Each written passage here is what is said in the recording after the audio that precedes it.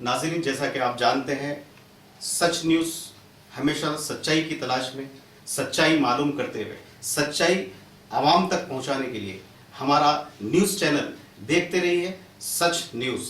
आइए, जैसा कि आप जानते हैं कि सच न्यूज़ की जानिब से हमेशा एक ऐसी पर्सनैलिटी को और ऐसे उन्वान के ऊपर, ऐसे मौजू के ऊपर आपके सामने पेश करते हैं, उनसे मुलाकात करते हैं, ताकि जो है ना जो अवामी तौर के ऊपर शऊर की जो है ना बेदारी हो जाए। लिहाजा आज ऐसी ही एक शख्सियत जो किसी तारुफ की कोई मोहताज नहीं है, मेरी मुराद जो है ना आली जनाब इनायत अली बाखरी साहब। आइए हम उनसे बात करते हैं। आज के बेरोजगार नौजवानों जो टीआरएस गवर्नमेंट जो 1 लाख लोगों को रोजगार देने फराहम करने की जिस वक्त वादा की थी, लेकिन धीरे धीरे जैसे जैसे वक्त गुजरता गया वैसे वैसे बेरोजगार नौजवानों के अंदर बरहमी आते गई और आज उसका अंजाम आप देखते हैं। कई बेरोजगार नौजवान सड़कों पर उतर आए हैं अपने हुकूक के लिए। आइए हम बाखरी साहब से बात करते हैं कि जैसा कि टीआरएस गवर्नमेंट जिस वक्त इंतखाबात हुए थे, जब वादा करी थी कि हम रोजगार फराहम करेंगे, तो उसके बारे में आज तक ऐसा क्यों एहतजाज हो रहा थे? आपने बड़ा अच्छा सवाल किया। हमारी सरकार तेलंगाना राष्ट्र समिति 2001 में एक सियासी जमात की हैसियत से नहीं बल्कि एक समाजी जमात की हैसियत से लोगों के सामने आई, जिसका मकसद था अलहदा तेलंगाना हासिल करना, अलहदा तेलंगाना में रहने वाले लोगों के हुकूक को उन तक पहुंचाना। यह हमारा मकसद था। इसी मकसद के तहत लगातार हम लोग 1-2 साल नहीं 13 साल की जद्दोजहद के बाद हमें तेलंगाना नसीब हुआ। तेलंगाना रियासत हासिल करने से कबल 2001 से लेकर 2005 तक मैं आपको बताता चला हूं, तमाम लोग, चाहे वो कांग्रेस हो, चाहे वो तेलुगुदेशम हो, चाहे वो बीजेपी हो, चाहे कोई भी जमात हो, किसी ने भी ही अलहदा तेलंगाना की तायद में एक कदम भी आगे नहीं बढ़ाया। आप देख रहे थे, एक हो तन्हा वाहिद जमात तेलंगाना राष्ट्र समिति, जिसकी सदर अली जनाब के चंद्रशेखर राव साहब थे। इन्होंने बड़ी हुस्न खूबी से इंतहाई किसी एक बच्चे को पुलिस की गोली का निशाना हुए बगैर, किसी भी बच्चे को जानी नुकसान के बगैर उन्होंने या आंदोलन को 14 साल तक कंप्लीट करके एक तेलंगाना रियासत हासिल किया। यह हासिल करने के बाद जब तेलंगाना रियासत बन रही थी 4 साल पहले 2010 के बाद, आप देखते हैं कांग्रेस एक मरतबा हमारे से टीआरएस से मिलकर इलेक्शन लड़ी, पावर में आए, तेलंगाना को फिर नुकसान पहुंचाना चालू करे। राजशेखर रेड्डी का दौर जानते हैं आप लोग। हमारे 24 में से 24 एमएलए हमारे जीते थे, जिनमें से 20 एमएलए को कांग्रेस में शामिल कर लिया गया, पार्लियामेंट के मेंबर्स को शामिल कर लिया गया, इस तरह से एक को तनहा कर दिया गया। उसके बाद अली जनाब के चंद्रशेखर राव साहब ने कहा कि मैं सारे लोगों के लिए एक लड़ाई चालू करना चाहता हूं। उस वक्त अली जनाब के चंद्रशेखर राव साहब एक जॉइंट एक्शन कमेटी बनाई, जिसमें चंद्रशेखर राव साहब की तजवीज पर अली जनाब कोदंडाराम साहब को उसका चेयरमैन नामजद किया गया, जिसका मकसद तमाम सियासी जमातों को एक प्लेटफॉर्म पे लाकर तेलंगाना पॉलिटिकल जेएसी के नाम से रखा गया। यह पॉलिटिकल जेएसी जब अपना काम चालू करी, किसकी बिना पर? इसके बानी, इस जेएसी के बानी अली जनाब के चंद्रशेखर राव साहब है। याद रखिए नाजरीन, खास तौर पे आपके सामने, क्योंकि हमारी याददाश्त इंतहाई कमजोर होती है, हम जो दिखता है उसी को सच समझ बैठते हैं, हम माजी को भूल जाते हैं, हालत हाजरा में रहने के आदी है, उसी में जीने के आदी है। इसीलिए हमको माजी और मुस्तकबिल दोनों पे नजर रखना जरूरी है, तभी जाकर हम एक दानिश्वर कौम बन सकते हैं। आज जब कोदंडाराम साहब जेएसी के कन्वीनर की हैसियत से, जेएसी चेयरमैन की हैसियत से नामजद हुए, उस वक्त तेलुगुदेशम, बीजेपी, टीआरएस और छोटी मोटी जमातें इनके साथ थी, जिनमें शामिल नहीं होने वालों में कांग्रेस और एमआईएम, ये दोनों जमातें उस वक्त जेएसी में शामिल नहीं थी। और इन्होंने कहा था कि जेएसी से कोई लेना देना नहीं है, जेएसी एक टीआरएस केसीआर की एक जमात है, एक तरीका है। जब जेएसी मुकम्मिल हुई, तेलंगाना बनने की नौबत में जब चंद्रशेखर राव साहब अपनी जान कुर्बान करने पे आमादा होकर भूख हड़ताल शुरू करे, सारे लोग जानते हैं कि उनका मरना तय हो गया था। उसके बावजूद उस वक्त home minister, central home minister ने ऐलान किया चिदम्बरम ने कि तेलंगाना रियासत हम देने तैयार हैं। तो यहाँ पे एक मैं आपसे सवाल करूं इनायत साहब कि ये जो है, जो तेलंगाना के जो पहले सबसे पहले अनाउंस करने वाले, जैसे कांग्रेस का बोलना ये है कि सोनिया गांधी ने इसको जो ना अलग किया है, तो इसका जो है ना आप कहाँ तक? मैं आता हूं। जिस वक्त अगर चंद्रशेखर राव साहब खुदा ना खास्ता अपनी जान से हाथ धो देते तो आपको मालूम है कि पूरी तेलंगाना रियासत में आग लग जाती, आंध्रा वालों की काफी जानी और माली नुकसान होता। वो सेंट्रल गवर्नमेंट को पूरी इत्तला थी। उस डर के तहत पर कांग्रेस के यहाँ के लीडर राजी ना होने के बिना पर आंध्रा की प्रेशर के बावजूद ऐलान करना पड़ा। क्यों? कि रियासत को बचाना, लैंड ऑर्डर को बचाना होम मिनिस्टर की जिम्मेदारी होती है। उसी बिना पर उसे रियासत को ऐलान कर दिया गया। उसके बावजूद फिर टाल मटोल की पॉलिसी कांग्रेस ने शुरू की। फिर एक एहतजाजी सिलसिला जारी हुआ जिसमें आप देखते हैं कि आसानी से किसी ने नहीं दिया। हमारे 1100 बच्चों ने अपनी जान की कुर्बानी दी, अपने आंख पर पेट्रोल डालकर जलाया, अपनी फांसी पर लटके। पार्लियामेंट के सामने एक रड्डी बच्चे ने पार्लियामेंट के सामने अपने आप को हैंग करके बताया कि हमें तेलंगाना रियासत चाहिए, जब जाकर तेलंगाना रियासत मिली। मगर उस वक्त चंद्रशेखर राव साहब ने ऐलान में यह कहा था कि अगर हमें तेलंगाना रियासत मिलती है तो हमारे पास जितने एम्प्लॉइज है वो एम्प्लॉइज 10 साल तक जनरली में हर बच्चे के लिए एक घर के एक बच्चे को हम सरकारी नौकरी दे सकते हैं। उसमें कहां तक काम हुए? मैं बताता हूं। जिस मर्तबा तेलंगाना रियासत मुकम्मल हो चुकी और पहली सरकार की हैसियत से चंद्रशेखर राव साहब को सीएम चुन लिया अवाम ने, उस वक्त यही कोदंडाराम ने, जो जेएसी के चेयरमैन की हैसियत से अपने को आपको बताते हैं, इन्होंने कांग्रेस की तारीफ करते हुए कहा कि कांग्रेस के साथ हूं मैं, तेलंगाना राष्ट्र समिति के साथ नहीं हूं मैं पूछता हूं, जो पार्टी कल तक जेएसी का पार्ट एंड पार्सल नहीं थी, अचानक एक रात में आप उसके हमदर्द होकर उसके साथ सोनिया से जाकर मिले, आप मनमोहन सिंह से मिले, मिलकर कांग्रेस की तारीफ का ऐलान कर दिया। तो इनायत जी ये बताइए कि जो आज के जो हालात के अंदर जो कोदंडाराम का जो एहतजाज हो रहा या जो भी उनको महसूस किया गया है, कोदंडाराम पीछे भी कांग्रेस, कोदंडाराम साहब को सियासी तौर पर बरगलाया जा रहा है। कोदंडाराम जो सीधा सीधा इशारा कांग्रेस की तरफ कांग्रेस की पॉलिसी है कि जनरली रियासत खुशहाली की तरफ बढ़ रहा है तेजी से, नौजवानों को रोजगार की तरफ काफी मौके फराहम हुए। जो काम आजादी के बाद लगातार तेलंगाना आने से पहले तक तेलंगाना रियासत में ना हुआ, आप लोग सारे गवाह हैं, वो काम इन 2.5 सालों में मुकम्मल हुआ। जैसे 18 साल से ये रियासत अंधेरे का शिकार थी।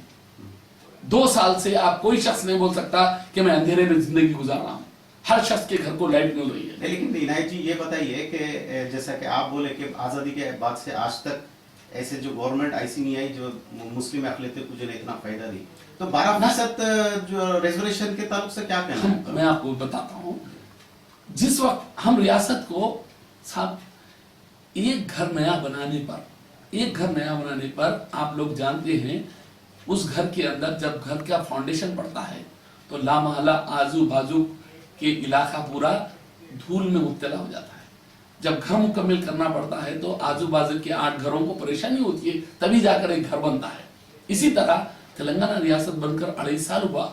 अब चंद्रशेखर राव साहब को कोसे 50 साल दे दिए, जिनके लिए कहा जा रहा। आज लोग कहते हैं मुझसे कि बाखरी साहब आप पहला झंडा पकड़ने वाले पुराने शहर के आदमी थे, क्यों आपको अभी तक सियासी तौर पे आपको कोई पोस्ट नहीं नवाजा? आप मेरा जो सवाल था उसको गोल कर गए आप। मैं ये पूछना चाह रहा हूँ कि 12% जो तहफुजात थे जो स्टेट गवर्नमेंट जब तेलंगाना गवर्नमेंट जब आई थी तो वो लोग वादा किए थे, तो अब 2.5 साल में अभी तक क्या प्रोग्रेस? सुनो ना, 12% रिजर्वेशन, पहली बात तो ये है, कोई भी मुसलमान जमात या तंजीम चंद्रशेखर राव साहब को ये नहीं कही कि आप 12% हमारे को तहफुज दीजिए और हम आपको सपोर्ट करेंगे। मैनिफेस्टो था ना सब, हमें बता रहा हूं, चंद्रशेखर राव साहब की अपनी नीयत के बदौलत, उनकी अपनी वॉलंटरी तौर पर उन्होंने कहा कि मैं मुसलमानों को 12% रिजर्वेशन दूंगा ताकि उनकी हालत जार सुधर और उनको जो रियासत में जो कल तक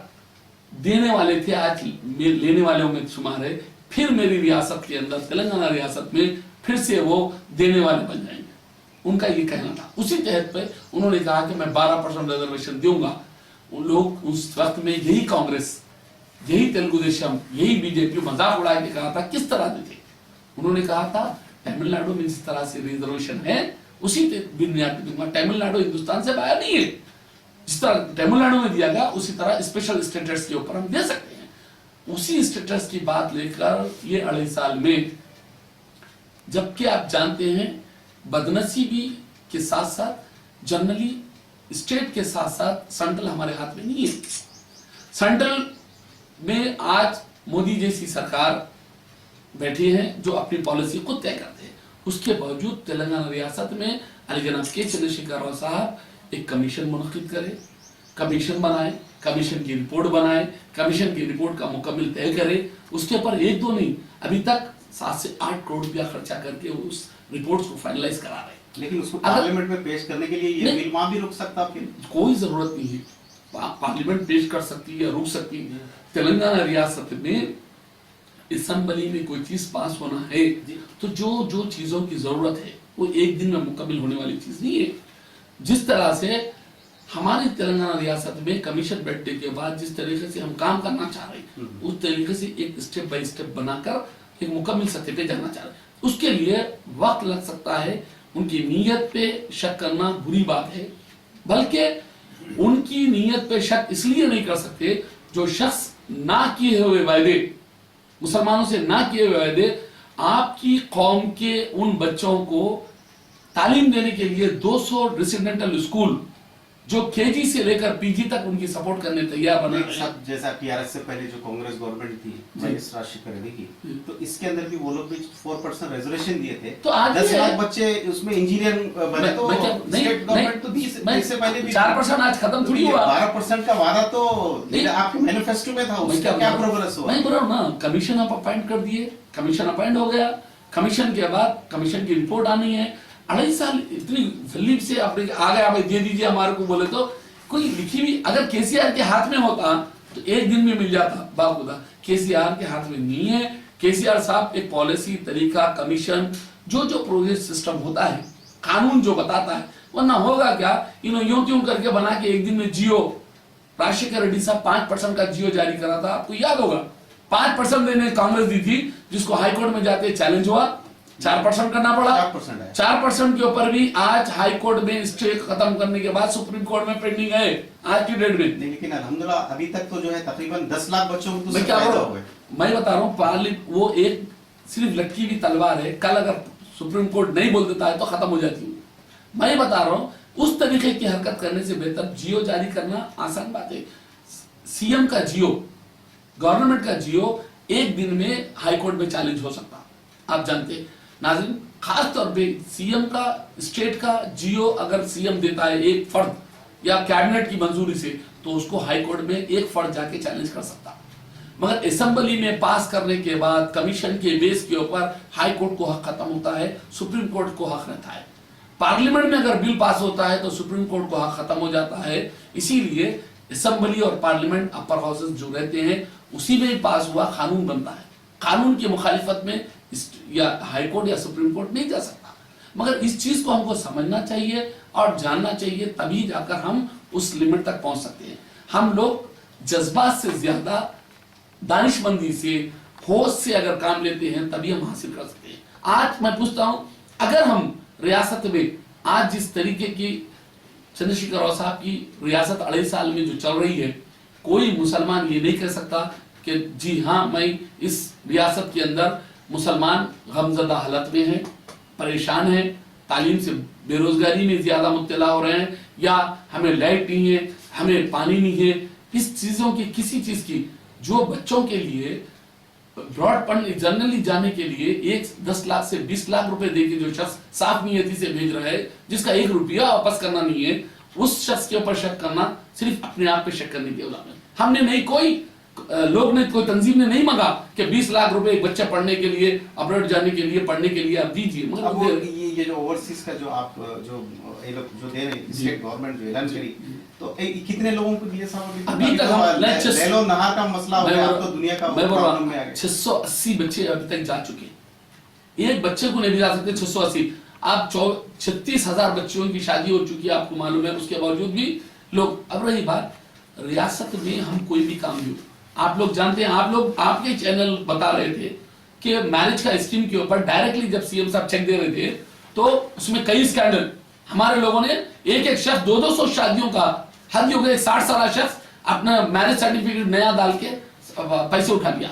ऐसे हादसे करने के बावजूद हमारा सरकार का पैसा है, हमारे पास स्कैंडल ज्यादा होते हैं, तो तरीका है हमारे पास फंडिंग। और रियासत के अंदर काम करने वाले आईएएस आईपीएस ऑफिसर्स, रियासत कांग्रेस की हो या तेलुगु देशम की हो या टीआरएस की हो, सिर्फ वो पब्लिक का अपॉइंटेड आते हैं लोग, मगर इस सरकार को चलाना आईएएस आईपीएस ऑफिसर्स की जिम्मेदारी है।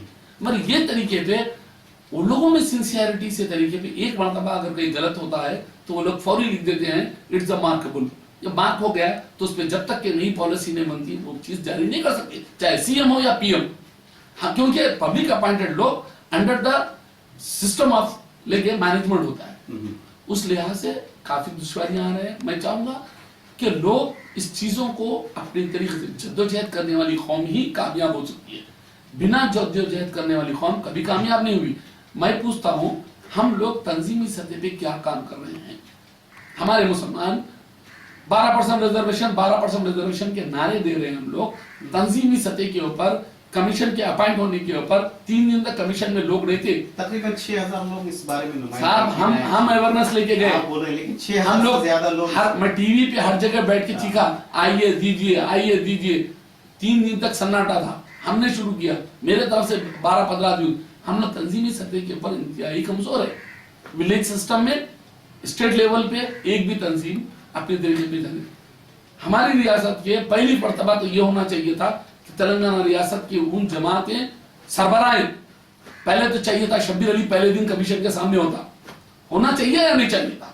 पहले दिन कमीशन के सामने शब्बीर अली को होना चाहिए था, पहले दिन हमारे एमएलए को होना चाहिए था, एमपी। उसके बिना खिलाफ 5वें दिन 6वें दिन के अंदर जब तंजीमी सतह, लेकिन उनका जब वक्त था इनायत जी, जिस पर जो मोहम्मद अली शबीर का जो गवर्नमेंट था इनका राजशेखर रेड्डी साहब का, उसमें तो वो तो अपना वादा नहीं भाई 4% रिजर्वेशन के लिए बहुत अच्छा काम जी नहीं, उनका रियासत भी 5% रिजर्वेशन के वादा था, मगर वो आप लोग भूल रहे। उन्होंने बताए थे 5, उनका मैनिफेस्टो 5 का था और 4 देना पड़ा। वो 4 लैलतुल्लाह के अंदर जियो जारी करे, जिसके तहत के ऊपर कई डिपार्टमेंट्स आज भी जनरली जहां 5% 4% लोगों को जॉब मिलना चाहिए उनसे मुस्तस्ना रखा गया, अलग रखा गया।